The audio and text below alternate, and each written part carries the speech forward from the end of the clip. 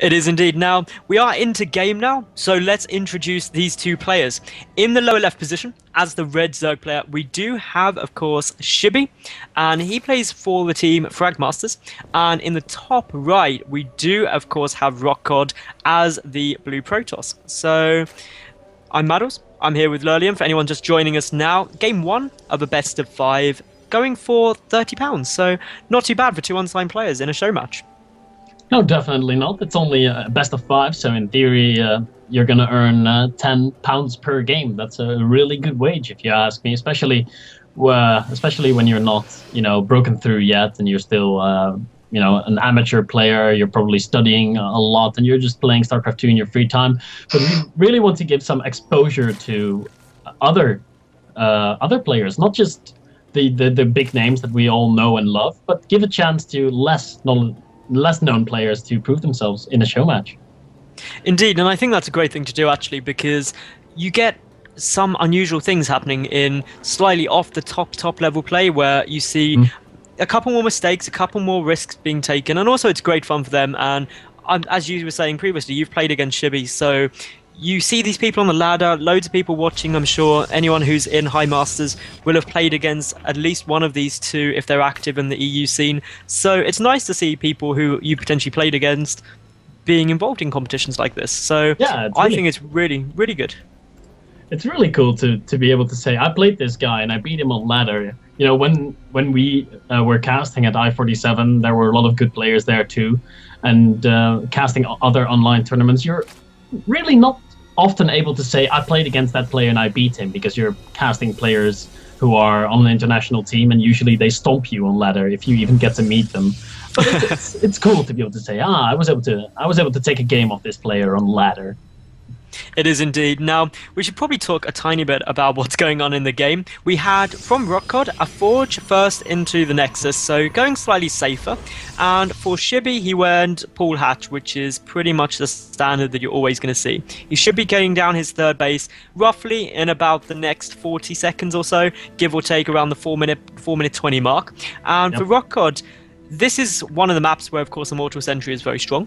And it is always going to be a risk to Shibbxyz, but he should be prepared for that sort of thing. And the one thing that's worth noting, Lurlian, is that obviously these two are both very active in the UK chat on Battle.net. They've played each other lots and lots and lots. They've seen each other play lots. And as a result, maybe they'll throw some things out in a bit of mind games, which is always great to see.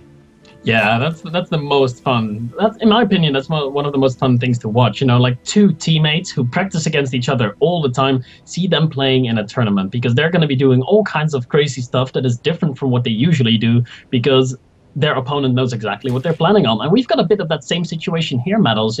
That's a good thing of you to point out. They've played each other a lot, so they know what each other's playstyle is. So I'm very curious to see in what ways they are looking to switch things up to surprise their opponent a little bit. So far, one thing worth noting is the ridiculously early 3rd and 4th gas that Rotcod is now taking at his I just saw that coming down. That is very bold, because at this point, you're going to have to be making some sacrifices. We've seen already that, of course, the Zealot has been skipped completely by Rotcod.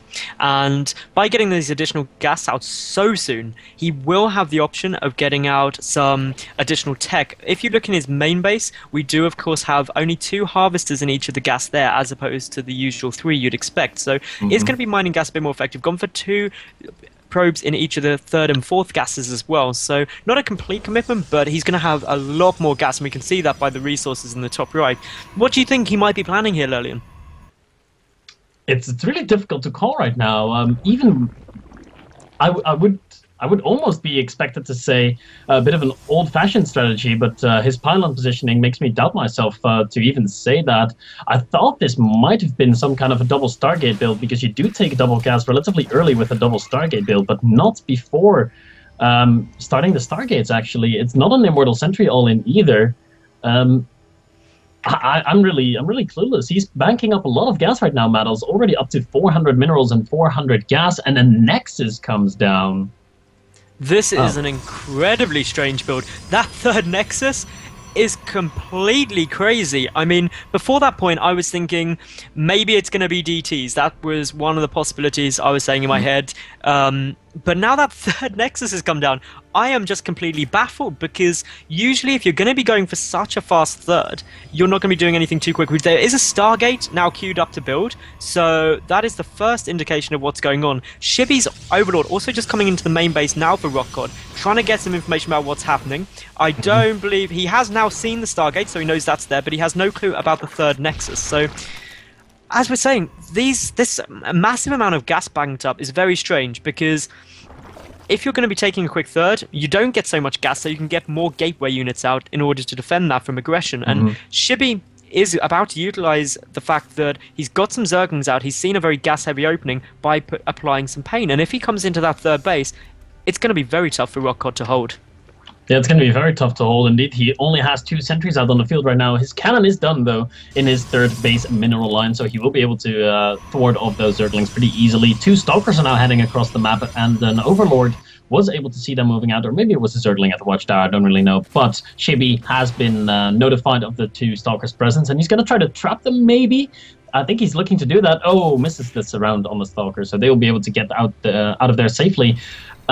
But I wanted to talk about something really quick, Maddles, and that was the Overlord positioning. The Overlord was able to see those 2 additional gases being taken in the natural super quickly, and maybe it was just a mind game. Maybe it was just Rotcod showing the 2 gases to Shibbxyz, but actually doing something completely different. Indeed, it may have been, but the one thing we know Shibbxyz is definitely doing now, he knows that third base is down, and look at the amount of units coming across the map at the moment. We have got huge numbers of Zerglings and Roaches, and hardly anything to defend. The 3 cannons are going to go down exceptionally quickly once the Roaches get in there. A Void Ray is on the field, but it's a long way out of position. This third base is taking a lot of damage very quickly, but the probes even coming into the engagement. The Roaches are going to have to try and focus down something, but good force fields at the moment. Rotcod seems to be able to hold. Might look like it. 3 more Roaches coming from the bottom, though. That might be the critical one that he needs. The Void Ray is finally out and charged up and dealing with these Roaches right now. The Roaches are currently attacking a gateway, not the most effective use of those Roaches, and Shibbxyz is going to decide to retreat with them. That is definitely the right move to make. 6 Roaches are not going to be able to do anything against those 2 Void Rays who are now out on the field. Very creative build here by Rotcod. This is exactly what I was hoping to see, some different style of PvZ being played. Indeed, and that's one of the advantages of playing this undercard match, where we've got people who aren't so well known, who may not go for what some people would consider the optimum strategy or the most efficient build order, but just some things which are slightly more adventurous and unique, and that is exactly what we're seeing here. But look at this, wave 2 of this aggression is definitely going to be on the cards now, and Shibbxyz actually going straight towards the natural with this. Not going to be able to punch through that wall, though, with the sentries and the 3 cannons, so Rotcod very much turtled up for the time being. Yeah, but this is buying Shibbxyz some time. I think he wants to defend with his Infestors against the Void Rays, so he's trying to keep his Roaches and Zerglings out on the map, basically scare the Protoss a lot into building more gateways defensively, building more cannons defensively, warping in more sentries, while he is preparing himself for the late game already. He's just faking the aggression at this point, taking a 4th base, taking a 5th base, going up to Hive, making 6 Infestors, getting grooved spines. He's getting ready for the late game, man. He's definitely looking good. He is indeed.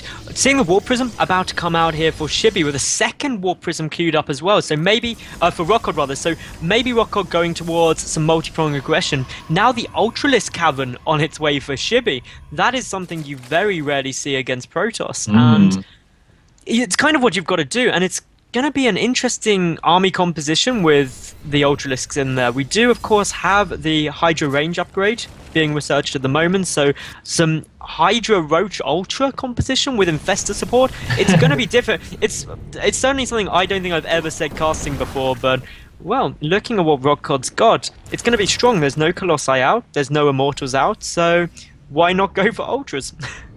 Yeah, Ultras are actually going to be the perfect choice for this scenario. And Shibbxyz has now been able to scout what his opponent was doing, so he knows that there is no Immortals on the field just yet. There's a Zergling burrowed, by the way. Oh, look at that Zergling. Great positioning. Sees exactly what the army composition for Rotcod looks like. Knows exactly where the units are going. This Zergling here is definitely the hero. Being able to see what's happening there is so valuable for Shibbxyz right now. Indeed it is. That Zergling, without doubt, deserves a medal, if indeed the Zerg do hand out medals for their army. But, well, as we see, Rotcod, Rotcod getting some free drones because Shibbxyz feels so confident he felt like donating them to this small force, but in come the roaches with Burrow. Of course, some good micro can start going down there, but this is allowing Rotcod to start moving forward. Some fungal growths go down everywhere, infested Terrans getting lobbed down. Rotcod with a good amount of damage, but with the fungals on the Zealots, I don't feel this is going to go in Rotcod's favor.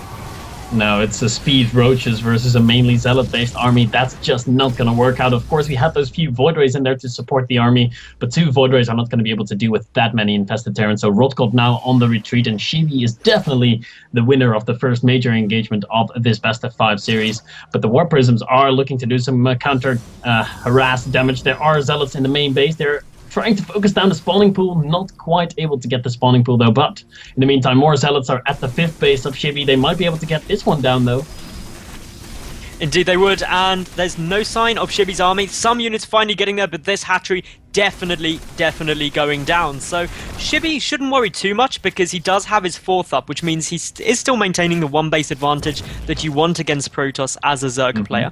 And of course behind this, Rotcod has actually chosen to go for High Templar to get Archons out as opposed to teching up towards a Colossus, and is getting instead some Immortals out ready to deal with those Ultras. Although Shibbxyz hasn't actually committed too much to the Ultralisks, he's only got the 1 out on the field. So with the Spire now completing, it looks like that was just to force these Immortals and the lack of Colossus tech, which it has done. Yep, we saw another attempt of some harassment there by Rotcod warping in 2 Zealots, but this time Shibbxyz is on the case, and he was able to shut that down immediately. Zealots not able to do any damage, and I think the time for the War Prisms has come to retreat and go back home. This Zergling at the 4th base of Rotcod is very annoying. Shibbxyz doing a really good job. Look at his map vision right now. He's got an Overseer on the top right. He's got burrowed Zerglings at basically every base that Protoss could take. Shibbxyz's got some really good map awareness, and he's maxed out right now versus the only 148 supply of Rotcod. It's looking dire for a Protoss player right now.